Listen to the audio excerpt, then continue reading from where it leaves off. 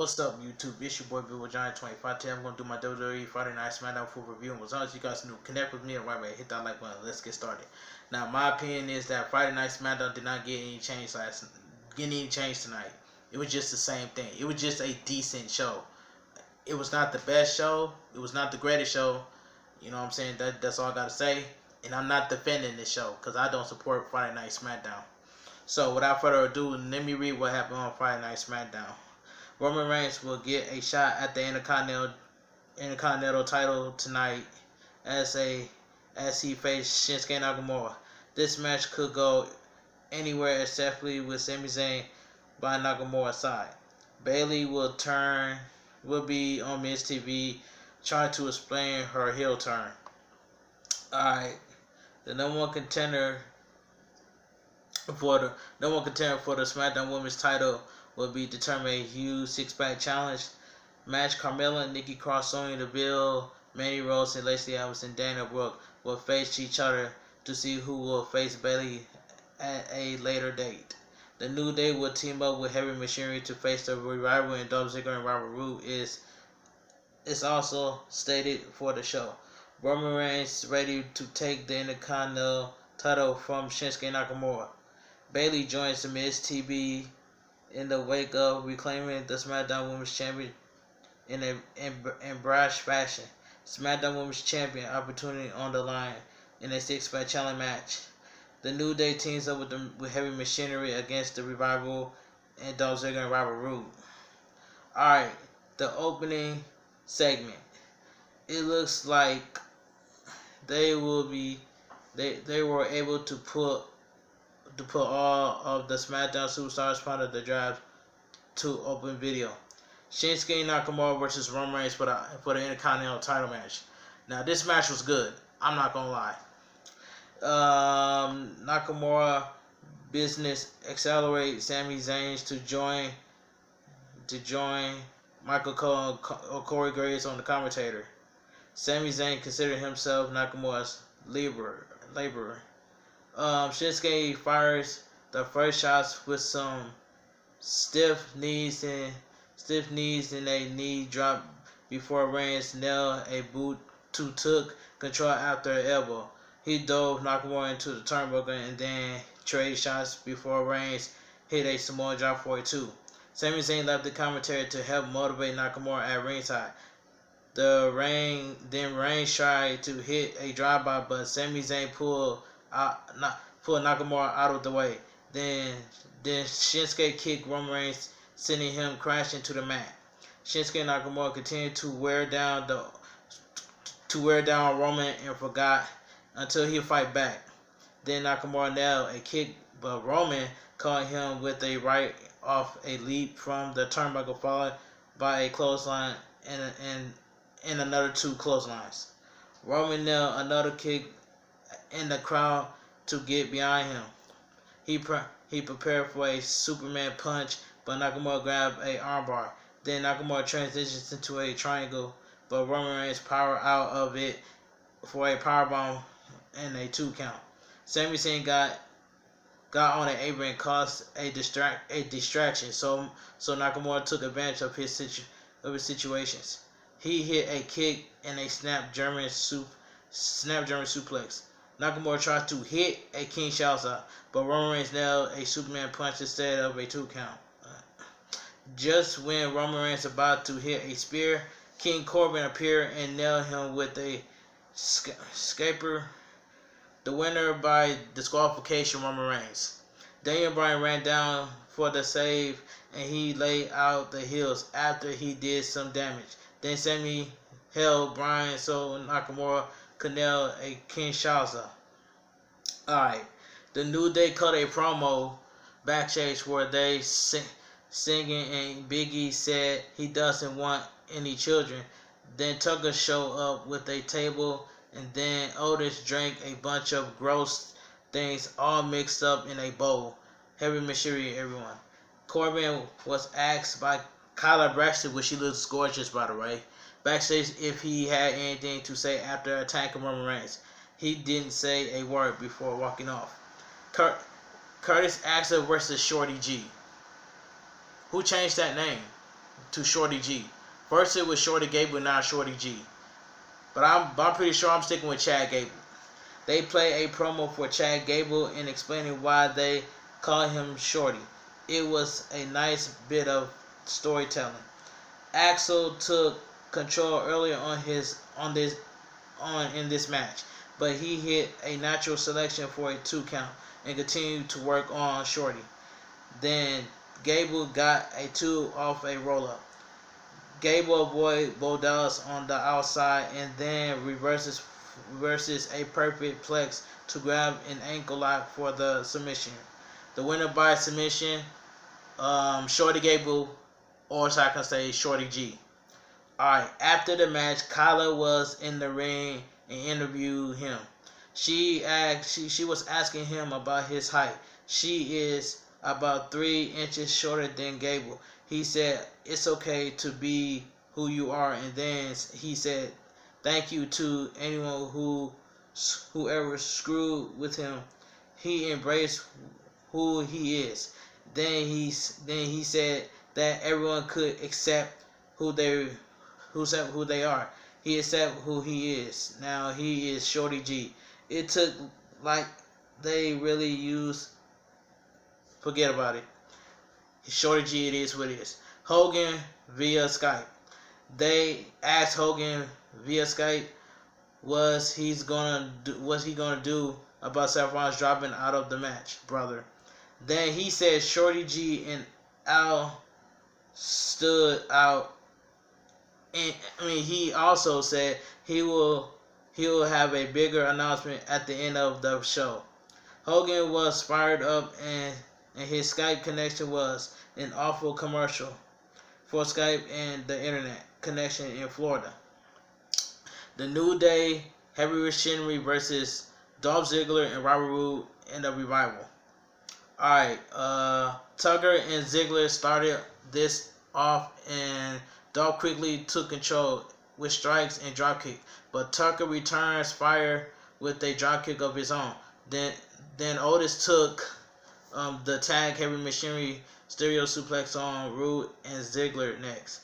Then Big E and Otis wishbone Ziggler. The Revival were also sent outside with some suplexes. Then Woods nailed a somersault dive over the top rope. Rhoode and Ziggler return fire with a devastating double team move on Xavier. This match continued past the commercial break, and the heels continued to take control. The Revival tagged in and out as they all took turns beating up Woods. Woods started to fight back, and he is missile dropkick on Ziggler. Otis and Rhoode took tags at the same time. Then Otis took everybody out. Rhoode tried to chop him, but Otis just humped in the air, which is ridiculous, by the way. Then Otis nailed a splash pancake before throwing Rhoode, and then he squashed Rhoode against the ropes before doing the caterpillar. Okay, Otis caught Dawson off the rope, but Wilder got involved. They took Otis down, only got a 2 count. Tucker took out Wilder and Ziggler on the outside. Then Otis lifted Dawson up, in a tag. Big E who took Dawson off his hand, and then he tagged in Woods and hits the midnight hour for the win. The winners of the match, New Day and Heavy Machinery. Alright, let me move on, people. Now, what else happened? Here we go. Then all of a sudden, Miz Tv was the good part. Miz Tv, Bayley came out with Sasha Banks by her side, and she had a whole new interest. Look in music, it was quite different. Bayley's new music was great. Alright. Bayley says she is out there to support her best friend. The men started to talk, but Bayley finished his sentence. Bayley's new persona seems bored with everyone. I like it. WWE played footage of Bayley murdering her buddies. hey, screw all of you, needed to be on a Bayley t-shirt yesterday. The Miz asked Bayley why she didn't have any answer. She took her time and said she didn't owe an explanation. The Miz asked her, "What about the children?" Bayley didn't say anything. The Miz asked if she not talking. Are you like Brock Lesnar? It is your Paul Heyman? He asked while referring to Banks. Then the Miz says that Bayley will always play second fiddle to Banks. The boss didn't seem happy and took a shot at when the Miz was drafted. He said it doesn't matter when he was drafted because when he talks to people listen. Bayley says she slatted up the stupid Bayley buddies because they represent who she used to be. She gave every week handbands and high fives, hugs. All they did was take. Bayley said when she lost her title at Hell in a Cell, she was heartbroken, in pain, and crying, and nobody was there to hug. No, they weren't. She said she put herself second to be a role model for their children, and when she needed them, they weren't around. So she picked herself up and won her title back on her own. Bayley said there was nobody to give her a congrats backstage. Then she called the WWE Women's Division lazy, which is facts. That's facts. Saying they lack passion. She used to be what they wanted her to be, but the truth is I have outgrown them. She asked if fans wanted an inspiration. Life sucks and then you'll die. That's another shirt. Then Nikki Cross came out and said the time for talking is done and the time for action is now. She's going to win the six-pack challenge and then she'll give Bayley a hug.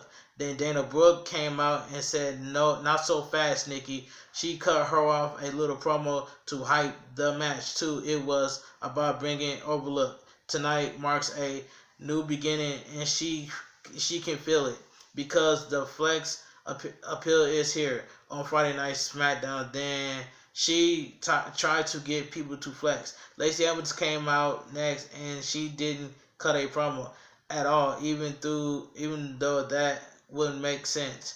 Nikki Cross versus Lacey Evans versus Dana Brooke versus Mandy Rose versus Sonya Deville versus Carmella. Alright, Michael Cole pointed out that Carmella is in the ring and asked Corey Graves where Pancake their dog is.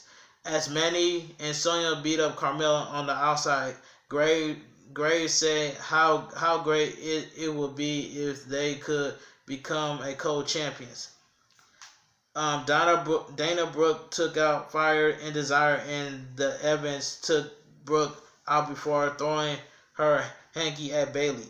And then Cross hits a baseball slide followed by a splash off the barricade from Carmella. After commercial, Fire Desire continued to lay down the punishment on Carmella. They double teamed her until Mella was thrown out of the ring into a bunch of other competitors. Then Nikki Cross hit a dive on everyone else. Dana Brooke nailed a sit-down powerbomb on Evans, climbed the ropes.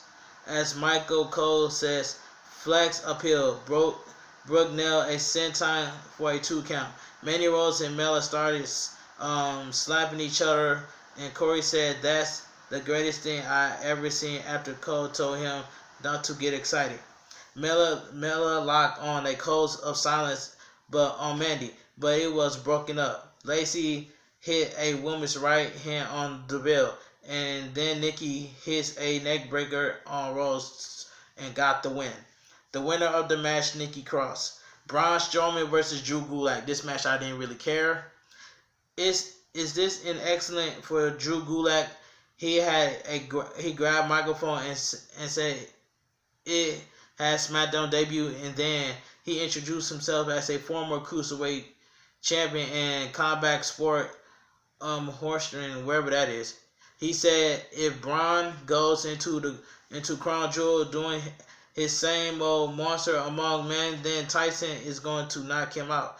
He didn't want to see he was a WWE superstar like Stroman, so he said on his side. Then he said that he developed a 345 slide PowerPoint presentation to show him how to beat up Fury.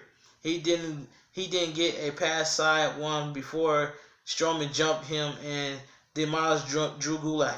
He beat Drew Gulak around in the ring, and then he hit a running power slam before screaming, "Tyson, I hope you're watching." The winner of the match, Braun Strowman. Alright. Daniel Bryan and Roman Reigns versus Shinsuke Nakamura and King Corbin. Alright, Roman Reigns was announced as the captain of Team Hogan at Crown Jewel. The heels maintaining control of the beginning of this match. As Daniel Bryan took a bunch of punishment, Corbin took it outside and Bryan took it a bump off the barricade. Then they returned to the ring where Daniel ate a deep six. Shinsuke Nakamura came in next, and then Bryan moved, so Corbin posted his shoulder. Shinsuke Nakamura continued the abuse, and Daniel Bryan flipped over him and hit a knee, but he didn't get to Roman before the tag. Baron Corbin pulled Roman off the apron and sent him into the steps at the last second, and then Nakamura hit a running knee on Bryan for a 2 count. King Corbin put some street steps at ringside and pulled Roman Reigns on them. He grabbed the other set of steps and tried to squash Roman, but the referee stopped him. Then Daniel Bryan hit a drop kick through the rope. Nakamura rolls him up for a pin, but Bryan transitions into a Lee Bell lock. Nakamura got out. Roman Reigns hit a Superman punch on Corbin and speared him through the barricade. Then Daniel Bryan got to his feet and nailed some yes kicks before he hyped up the crowd. Before Daniel Bryan could hit his knee, Nakamura hit a knee. Then Daniel Bryan hit a running knee in a return for the win. The winners of the match, Roman Reigns and Daniel Bryan. For my opinion, we did not get any changes on Friday Night SmackDown, but this Friday Night SmackDown was decent. That's all I gotta say from here. If you guys enjoyed my WWE Friday Night SmackDown full review and results, give me a thumbs up. Comment down below what you guys think of Friday Night SmackDown, and I will see you guys tomorrow in the next video. Talk to you guys later, and I'm out of here.